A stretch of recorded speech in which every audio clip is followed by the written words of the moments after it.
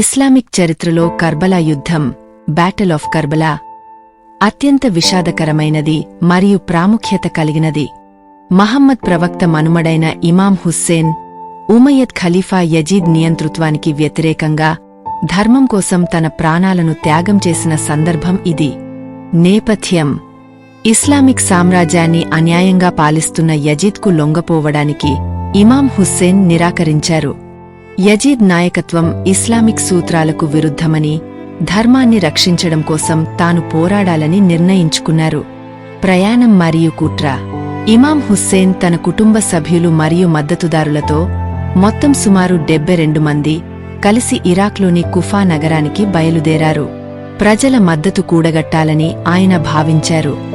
అయితే యజీద్ సైన్యం కుఫాకు వెళ్లే మార్గాన్ని దిగ్బంధించింది.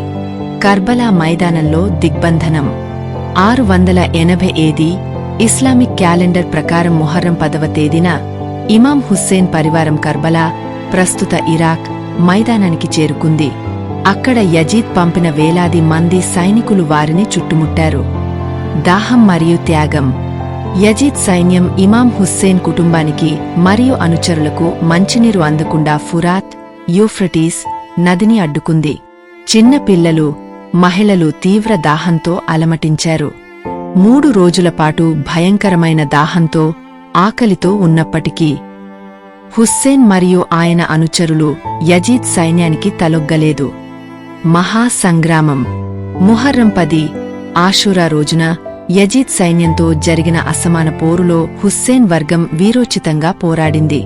ఇమాం హుస్సేన్ కుటుంబ సభ్యులు, ఆయన కుమారులు, సోదరులు అందరూ ఒకరి తర్వాత ఒకరు ప్రాణాలర్పించారు. చివరగా ఇమాం హుస్సేన్ కూడా అత్యంత దారుణంగా అమరులయ్యారు. ప్రాముఖ్యత: కర్బలా త్యాగం ముస్లింలకు న్యాయం, ధైర్యం మరియు అణచివేతకు వ్యతిరేకంగా పోరాడే స్ఫూర్తిని గుర్తుచేస్తుంది. ముహర్రం నెల మొదటి 10 రోజులను ప్రపంచవ్యాప్తంగా ముస్లింలు ఈ త్యాగాలను స్మరిస్తూ సంతాప దినాలుగా పాటిస్తారు.